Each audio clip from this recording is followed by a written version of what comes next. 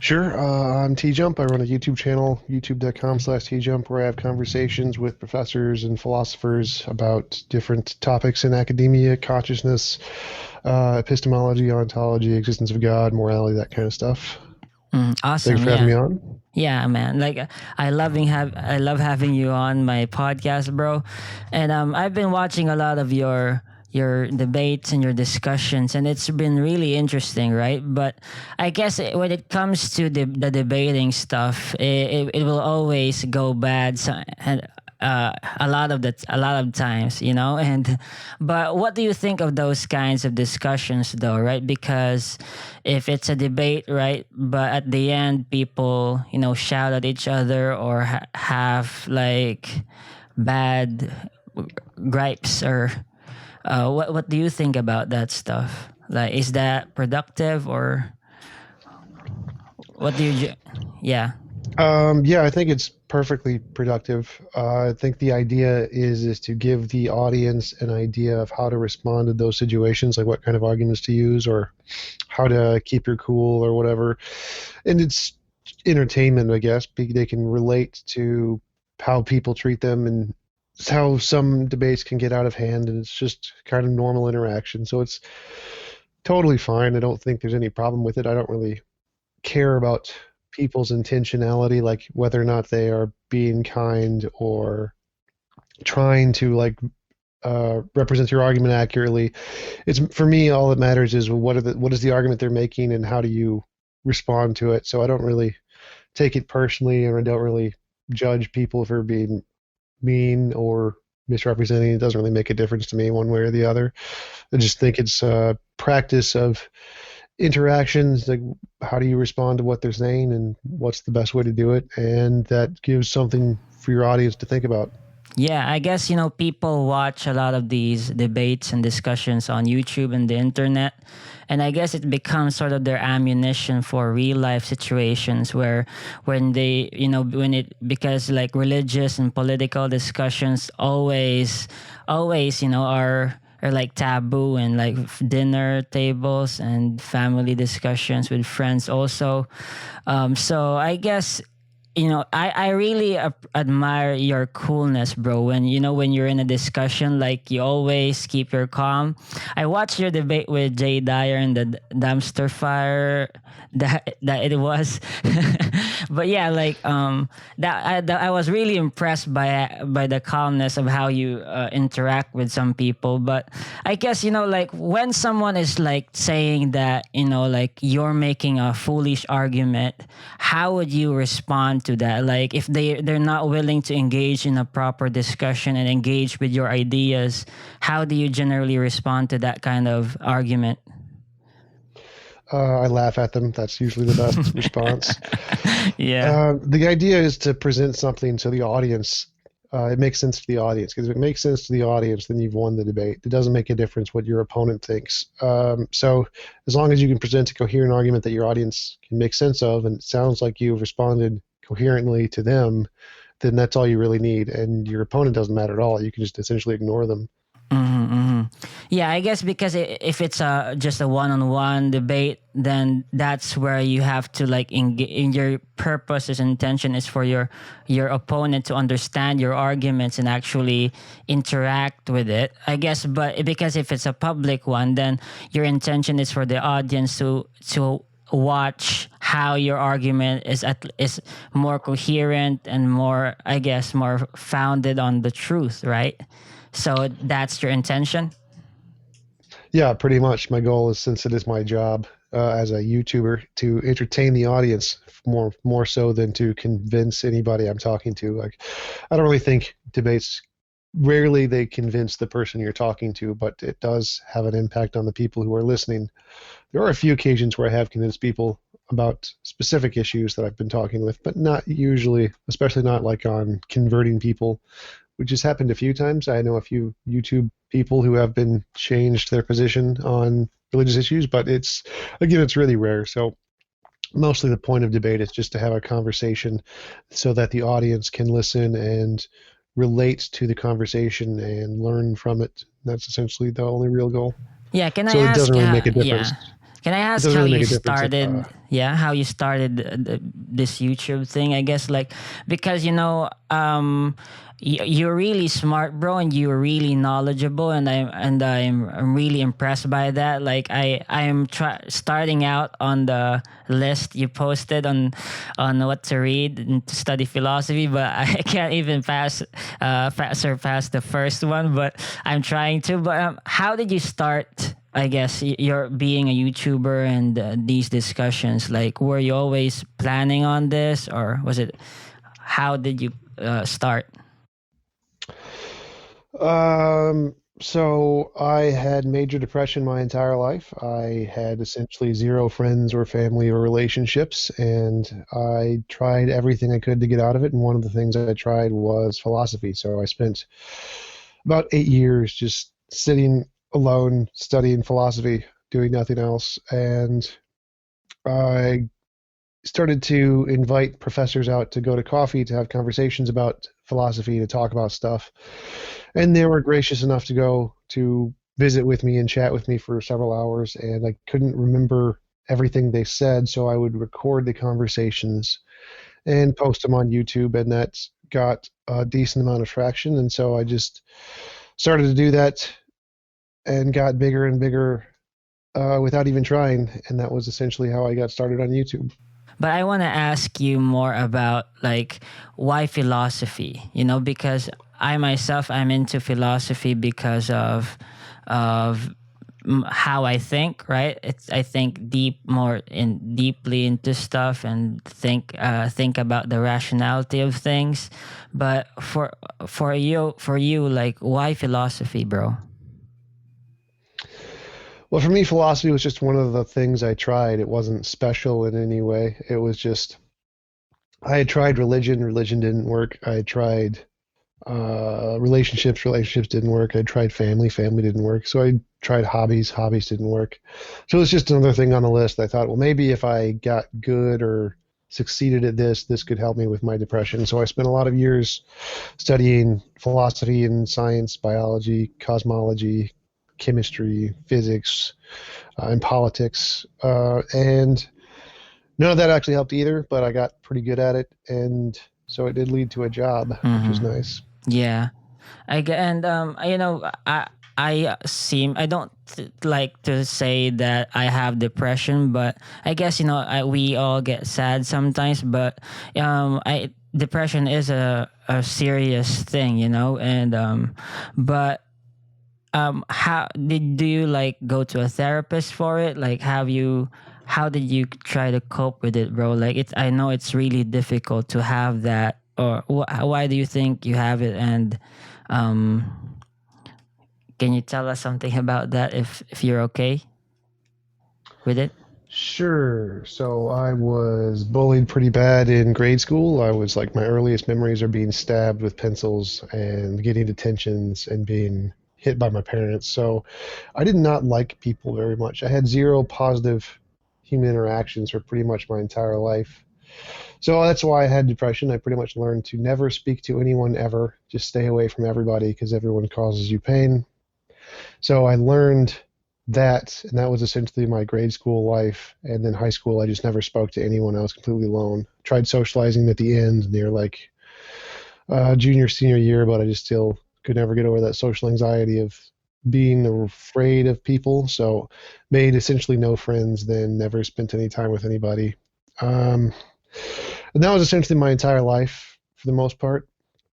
And then when I tried to actually be social and get in relationships, they definitely don't work out for me the way they do for normal people because I don't care about words very much. All words make me feel like shit. And for especially relationships with women, they really like words and you caring about talking to them and not feeling like crap. And so that ended poorly, led to lots of bottles of sleeping pills and time in psych wards. And so I spent a lot of time with therapists and that never helped. But so like to get out of there to psych wards, you had to essentially fake it. You had to learn how to pretend to be confident and charismatic and how to talk to people. And so that's where I learned my social skills, how to fake it to get out for the most part. Um, So yeah, it was not fun for me. Mm-hmm. Yeah. I guess, but what I think, bro, is that the challenges that we have could actually be like what can be used and to teach us to help other people. And what you're doing, bro, in YouTube is opening a lot of minds, right? And even if I'm a theist, right, but I am like I am pro people thinking for themselves and actually looking at the evidence and the facts and how and if it appears like what you currently believe is false, then I am really pro for that. But okay, but um, can you talk about like your book, right? You've written a book, and I'm sure that you would like to uh, talk about it. Sure. So yeah, I wrote a book essentially of my epistemology, all the basis of knowledge I learned from philosophy, all the accumulation of my arguments and how I approach it and stuff. So, uh, I don't have a publisher for the epistemology one yet. I do have one for the morality one. So working on that. Hopefully the morality one should be out next year sometime. Mm-hmm. Yeah, can you talk about, I guess, your future plans? Like, I'm sure that you're writing on a new book and also focusing on like expanding your YouTube platform. Where are you going there, bro? Yeah, hopefully I'll get some books published and I'll start to be able to do live debates and events at other atheist groups around the country again. I have one planned for February, which I'm supposed to do, which is really cool. And it's in Georgia, so if you're in the area, that would be, you can stop on by and hang out. That would be cool. So I have those would be a big event, and then I'd like to get into politics if possible. So those are essentially my plans, just to write the book, do events, do live debates, hopefully grow in popularity that way. And I think that's mostly what my plan is right now. Yeah, cool. And of course, being president of the United States, right? That's also in the list. Absolutely. Yeah. Okay. We talked about before a little about politics, right? But I want to know your, I guess, your personal value position on the on how the United States is coping with COVID and how Biden is it has won. Like, do you think it's going to get better after that, or it's just going to be more? I get worse. It's gonna get worse. Well, a large portion of Americans thinks it's a hoax, so there's definitely not going to get better.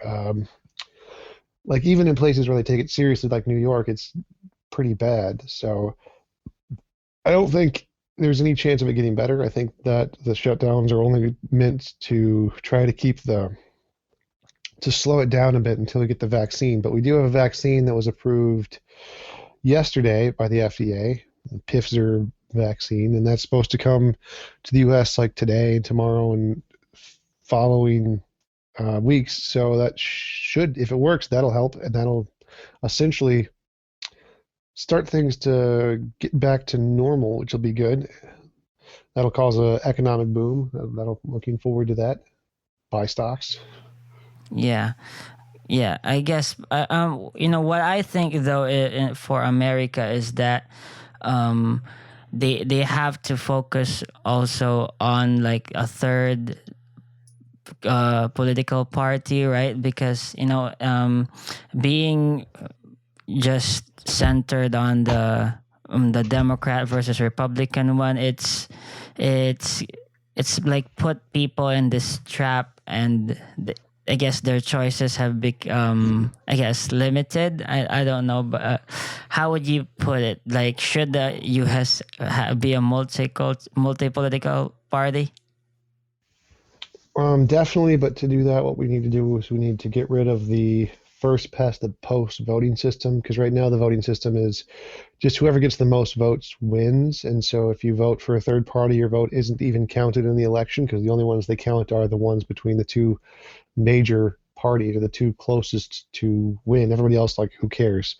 So what we need is the single transferable vote system, which means you vote for the person you want most, and if they aren't in the top two, then your vote gets transferred to your second choice, and if they're in the top two, then it goes to whichever one you pick. Therefore, everybody's vote does get to be counted in the end, and that way you can vote for your favorite candidate, like Bernie Sanders or one of the independents or whatever, and then if they don't get elected, then your vote will be transferred automatically to your Biden or whoever else you voted for after that. And that way, you can actually vote for a third party without wasting your vote, and it won't come down to a political system of voting for the least evil. And that will give us more opportunity to have a third party system and represent more ideas in the political landscape that are not currently being represented. And I think though, like people's political, I guess, like values are really centered on their personal ideals, right, and values. For example, for the libertarians, I guess they focus on individualism, and for in the left, it's more focused on socialism and looking at the the collective more, right? But how about your personal values? Like, are you leaning on more of a socialist or more of an individualist value system? Well, the political system is essentially set up so that libertarians value freedom and liberty. So they want essentially non-restriction on people as much as possible.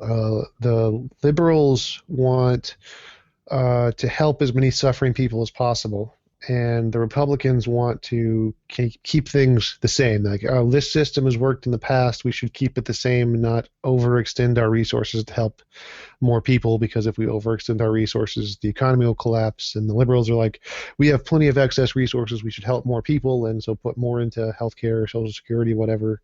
And the libertarians are like, what we need to do is just give everyone freedom to do as much as they can without imposing restrictions on them economically, financially, whatever. And they think that system will work, which I am a centrist, so I think that there's parts of each of those three systems which are good and work well, and we should incorporate aspects of each into our political system. It really doesn't have anything to do with socialism.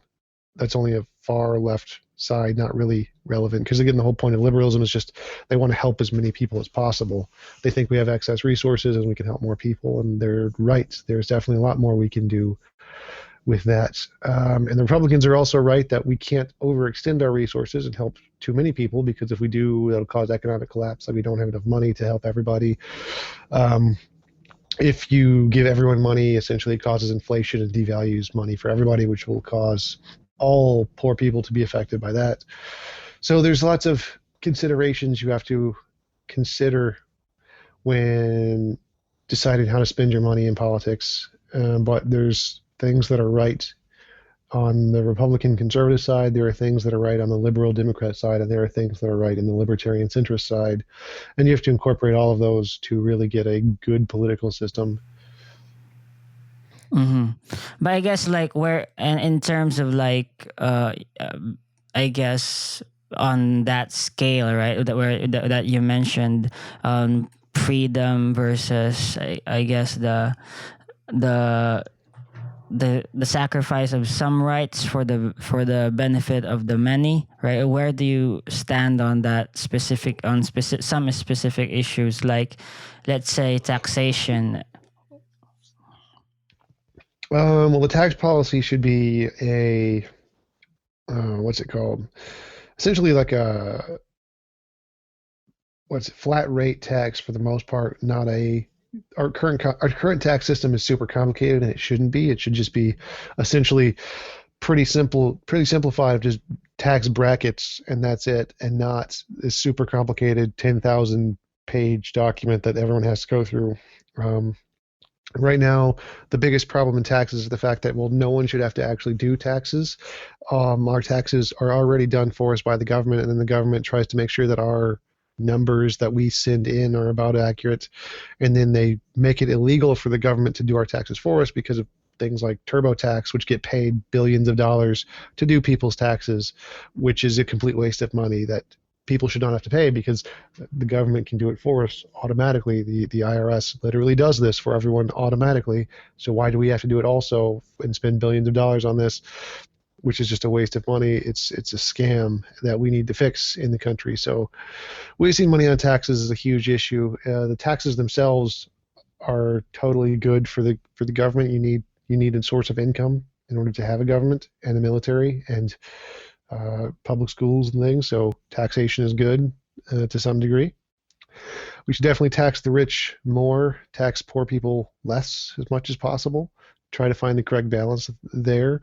I think that the best way to do it is not through taxation, but through making a pay cap for CEOs and shareholders based on the number of employees they have.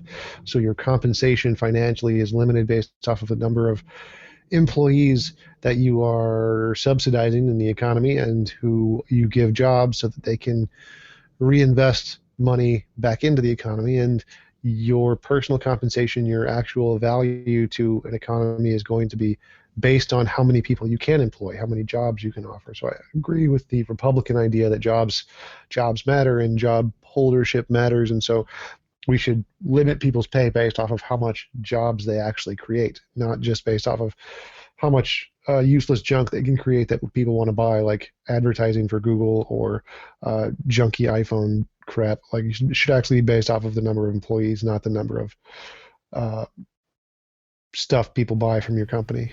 Mm-hmm.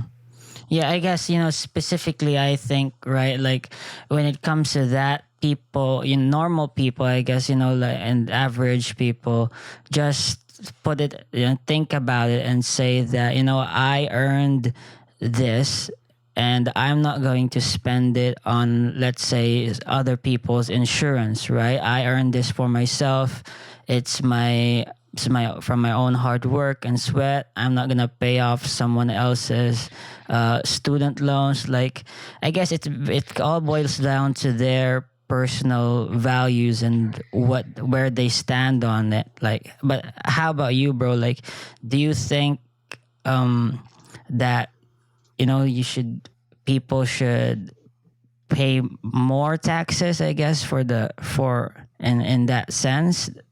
But Well, like most of the stuff you use, you didn't pay for, or you didn't, other people paid for. So like all of the roads you drive on, those were paid for by other people. All of the fire trucks that used to save people's houses, those were paid for by other people. All of the infrastructure, the sewage, the electrical, um, heating and cooling, all of that stuff was paid for by other people through taxes. It's the same as insurance and the same as healthcare, the same as military. Like, the point of the government is to do things that other people don't want to spend money on. It's not like, oh, I want to send my money to help build a road in Arkansas. Like, no, people don't want to spend their money to help other people. Obviously, that's why you need the government, because you need somebody to spend money to help people who don't have the ability to help themselves. Like, obviously no one wants to spend their money to help other people to some degree, which is why charity just doesn't work as a way to help people, because most people will never give a sufficient amount to charity. Most people will never hear about the people who actually need it. Most people will never give charity to things that are actually productive, like building roads or infrastructure. They'll give it to churches or something, which is usually a waste to spread Bibles and maybe some food, but never really help build up the economy or help get people out of poverty or help educate people on systems. Really, the people who are doing the things to help bring people out of poverty is the government. The government has one policy called, I think it's the EOTC, which is the earned income, or EITC, earned income tax something credit, earned income tax credit, I think is what it's called, which is essentially, if you don't make enough money, the government just gives you money. If you don't make enough money, so we're just going to give you a whole bunch of money. It's a tax credit. And that has brought more people out of poverty than any other policy in America, because they just are giving people money, which is great. That works to bring people out of poverty because it gives them the upward mobility to be able to spend their money to get cars or whatever they need to hold a job or to pay off loans. That's really what works. So those kind of systems, which are supported by taxes, are successful at helping people, whereas charity is not successful at helping people. And we need an organization like the government in order to fund things that people are not going to, like roads and electricity and plumbing for everyone, not just for your neighborhood. So obviously, none of that stuff you paid for, or none of that stuff is going to help you. Like you're not going to be helped by the roads in Arkansas or the electrical in Kansas or whatever. But you pay those because everything the government does is meant to help everyone in America, not just you. That's kind of the point of the government and taxes, which are a good thing. Yeah, yeah, that's true. Okay, I guess but I was more, I wanted to focus more on your general view on life, right? Let's say like I am just like let's say I'm a young man, maybe 13 or 14, and just realized and learned about philosophy and just started asking like the life's biggest questions, right? Like I want to ask myself like, why am I here? Is God real? Like, is there really an objective good or evil? Okay, but if you were that child, like how would you start? Like where would you start to know the truth? Like would you, I guess you would try many things, right? Like religion, other philosophies. But if you're someone with your knowledge now, like where should the child start or the young man start? Throw all of that junk in the trash can and go have fun. Like, and I think that the only reason I've done philosophy is to try and find happiness. Like, really, none of this crap matters. Religion doesn't matter. Truth doesn't matter. Happiness matters. Happiness is the only thing that really does matter. So find that. And if pursuing truth makes you happy, then do it. If not, just get rid of it. It's a waste of time. Um, I would have preferred to go partying and hang out with hot blondes. That would have made me happy. I think philosophy was just a waste. Just kind of, it led me to a job, which is nice, and hopefully it'll lead me to a future with hot blondes. But other than that, none of it really matters. If you're doing it for fun, then that's great. You can, like you mentioned, my reading list. I have a reading list on my YouTube channel. If you're interested in, if you find it fun doing philosophy, you can check out my reading list or just watch debates and stuff. But I'd say forget it and do what you enjoy instead. Okay, but I guess like, but that's a huge, I guess, like claim to say that the pursuit of truth is nothing more but vanity, bro. Like, and I guess like when you say happiness, right, it's more of just the happiness in the now. I guess happiness is very subjective, right? And that's what you said. Like, if following philosophy uh, makes you happy, but what kind of happy are you talking about? Like, Every kind. So like there was a thought experiment that was asked to me by a guy from Street Epistemology Discord. He asked, "Would you rather know truth or be happy?" Like I don't remember exactly what it was, but it was something like that. And I said, I would give up truth in a second to be happy. Like I don't give a shit about truth. I want happiness. And he found that strange because he always thought, well, no, no, no, we're the skeptic community. We're supposed to like pursue truth. And I was like, well, no. So so imagine if I could know the truth, and if I knowing the truth, I would wake up and realize that, oh, we're actually in the Matrix, and we're actually all slaves to robots being tortured the entire time, experimented on. And if we wake up, we're just in constant suffering. So I'd be like, nope, I would rather not know that and stay in the Matrix and just be ambivalent to the actual truth, because I don't need, like, it's possible for there to be truths that are painful and there's nothing you can do about it, and I'd rather not know them. I don't care. Like, I want to know things that can help me to be happy. That's why I learned philosophy, why I learned politics. I tried to learn things that I could use to try and be happy. I don't actually care what the truth is. I care about what could make me happy, regardless of whether or not it's true. If I could live a lie and just delude myself into believing like there's a God or something just to make myself happy, I would do it in a second. Like, it's better to be happy than it is to know truth. It doesn't, truth really doesn't make a difference unless you could use it to be happy.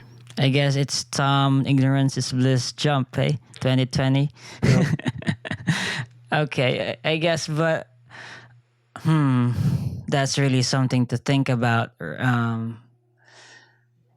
But I guess, like, if that's the thought process of every philosopher and thinker and scientist and explorer in the past and history, like, we would be nowhere, right? Like, there has to be someone who wants to actually know the truth, because it is and it will be beneficial for, I guess, like, society and the world, don't you think? And it's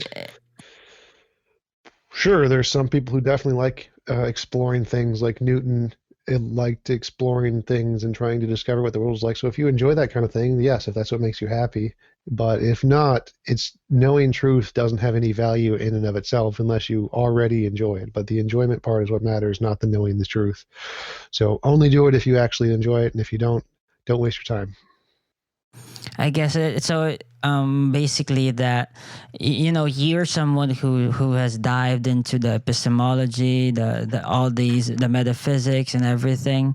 I guess, but when it comes to existentialism, is that your position and your take on it? Because coming from like an atheistic worldview, right, where everything is just an accident and meaningless, and happy, and our life's meaning is purely subjective.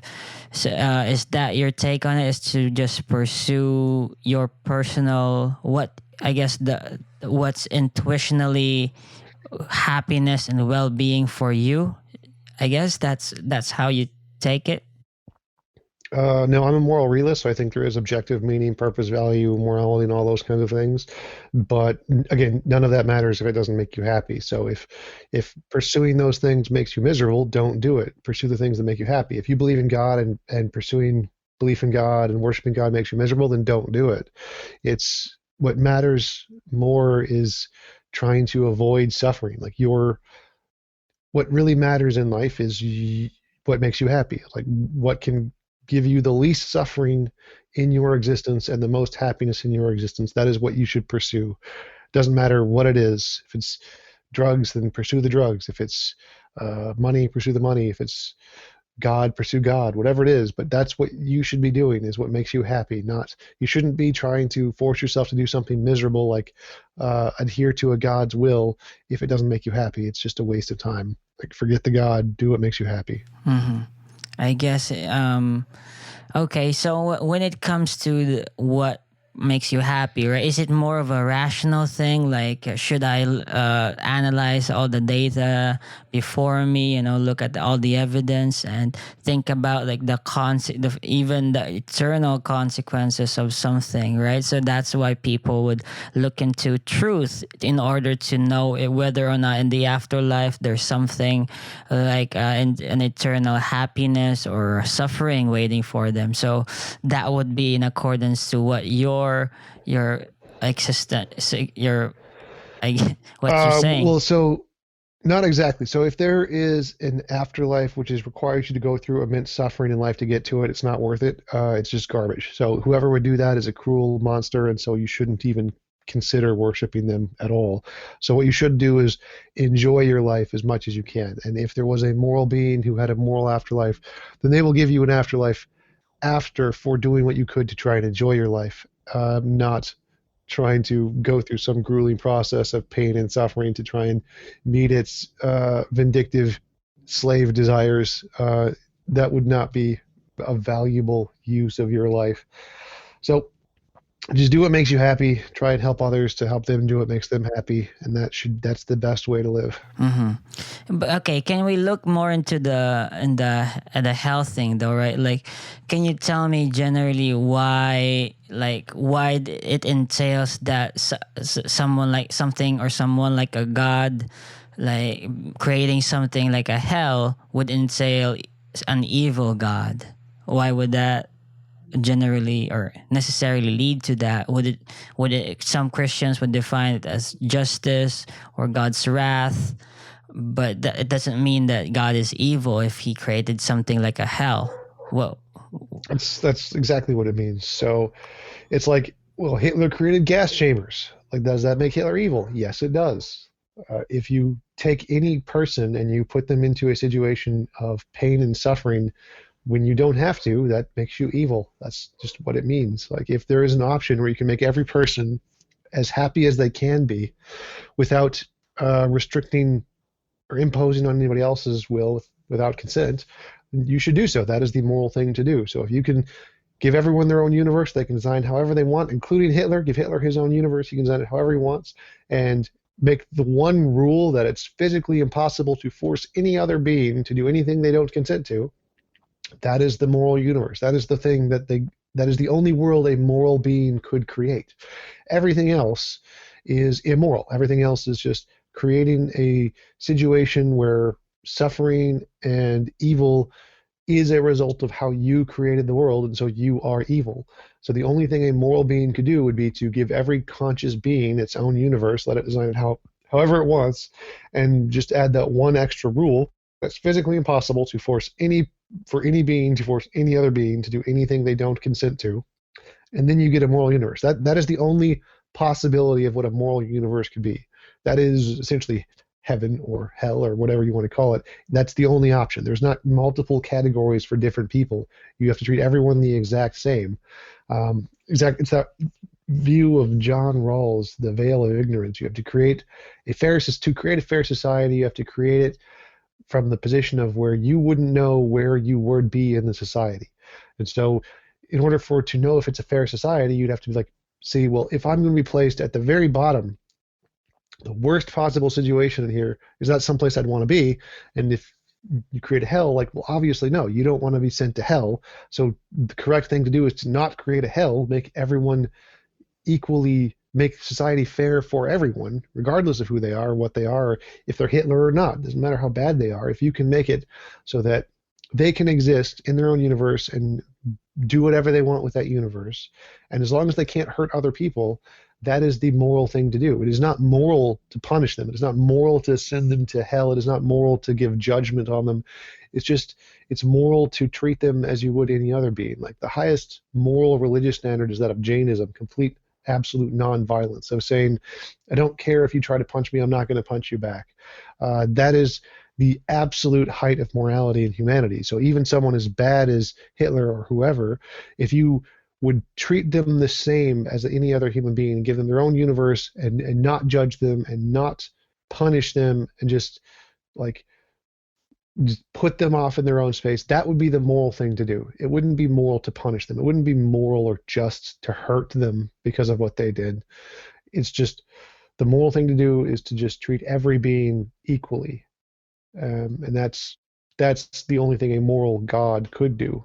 So no, if he created hell, he would definitely be immoral. Mm-hmm.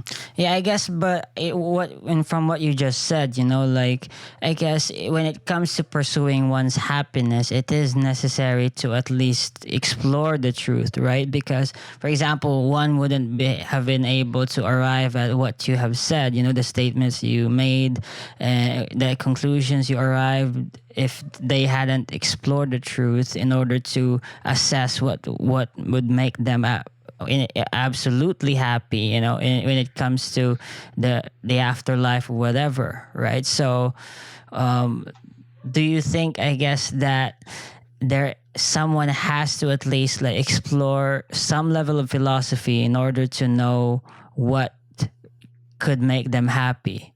Or is it just, Nope. okay.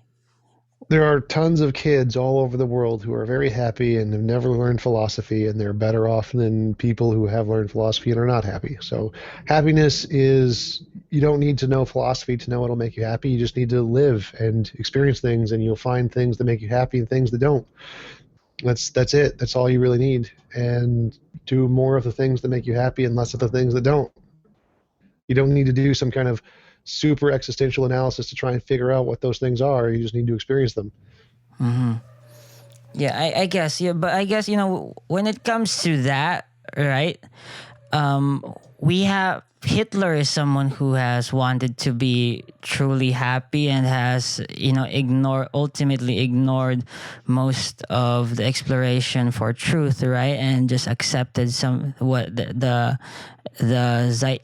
moral zeitgeist of fascism and cult and Darwinism. So, but I guess how does Well, one? no, Hitler adopted. Hitler rejected Darwinism for one thing. Hitler was Christian for another thing. So he believed in he actually believed in multiple gods. He was searching for like Thor's hammer and mystical stuff. But so no, he just thought he was doing the moral thing. Like I was recently talking with the professor Richard Brown, who was talking about how he makes his student read Himmler's book, Himmler's diary, and Himmler thought he was doing the moral thing. He was agonizing over killing all these people. He thought he was doing the best thing for society. So the idea here is that you should, as I said, do what makes you happy without imposing on other people involuntarily. The most moral thing to do is to give everyone their own universe and never impose on them without consent. It should be the best universe is one where it is physically impossible to force any being to do anything they don't consent to do. And so the same rule applies to everybody. You should do what makes you happy so long as you don't impose on other people without their consent. That's not something you should do. Yeah, yeah, I'm not. Yeah, that's true. Oh, yeah, but I guess when it comes to that, it does involve some sort of, I guess, like studying on ethics and morality, and and values and virtue in order to become someone like that who pursues happiness without stepping over others' rights and consent, so, and moral agency. So I just, I sort of just want to push back because I really believe that every person should attempt at the truth, even if it's inevitable that they're not gonna arrive at it, I guess, because as a human species, we have to look forward, and we move forward and pursue the truth, because for that we're able to assess the general idea of well-being that we want to pursue, right? For example, like for ideas like a utopia and globe and a cosmopolitan uh, in a cosmopolitan society. It does involve philosophy, especially when it comes to also like veganism and what political views one should take, right? It does involve that, and if you're going to be someone who's ignorant of these, yeah, you're going to be easily manipulated, like a lot of people. So you have to be focused on that too, right? You can't just ignore it all your life, like a lot of people who. No, most people ignore most things all of their life and they're perfectly fine with it. So, no, you don't need to research all of philosophy. You don't need to study any of these things to just not be manipulated. Just do what makes you happy. Like, that's it. That's all you really need. You don't need anything else. Like, most people don't know about veganism. If you just started to go around asking what is veganism, unless you're like in a highly educated liberal state, most people aren't going to know or care because it doesn't matter to them. And that's perfectly fine. Like, you shouldn't need or put invest in learning about things to try and prevent some abstract manipulation that you don't have any idea about in the future because you don't know what veganism is. Like, no, you should pursue what makes you happy, and that's it. But I guess I really disagree, man. Like, if that was the thought process of every person, we as a society would break down, right? There would be no progress because you would be No, no, absolutely. so that's wrong. Again, so many people are made happy by doing science and pursuing truth, and that's fine for them. So Okay, so basically what you're saying is just not, it doesn't have to be for everyone. It's just to be specific for those who actually want to do it and are happy studying and exploring and learning the truth. If that's where they find their happiness. Yes.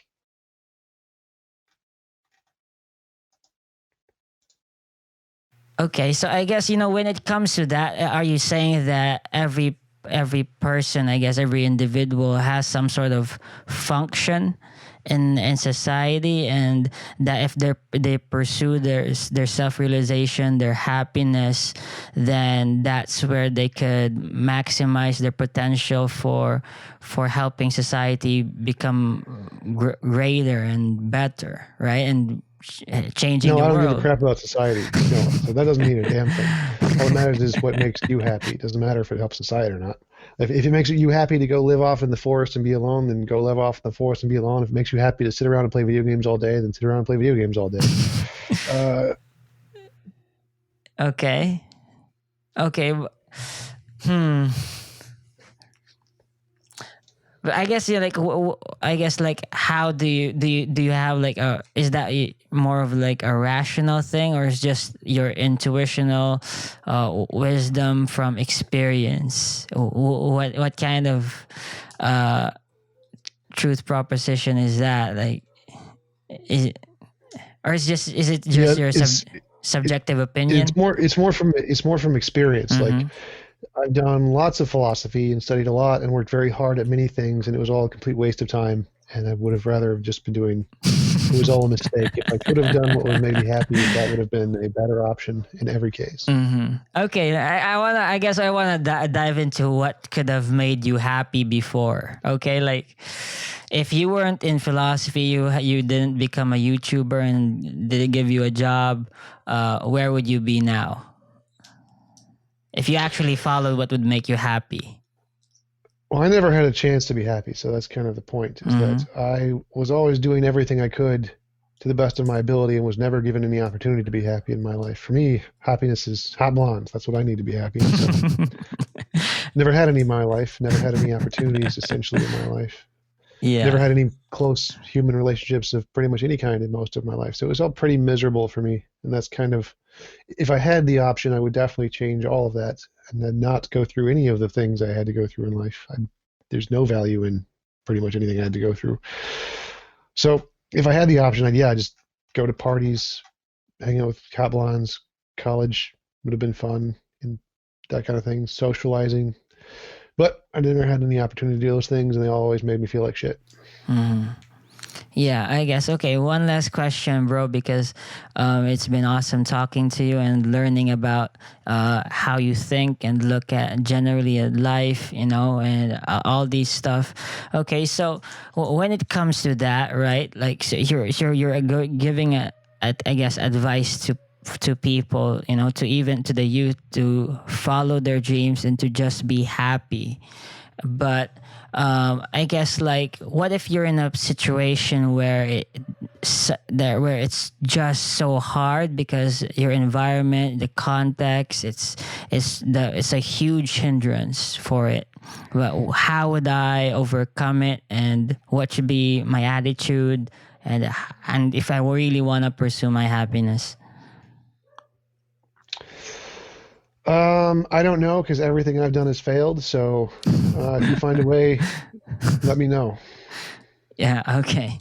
Well, Tom, thank you so much for being on the podcast. I hope you have a great day, bro. And keep finding that hot blonde girl. Yeah, she's there for you, Thanks. man. Yeah. Bye, bro. See ya.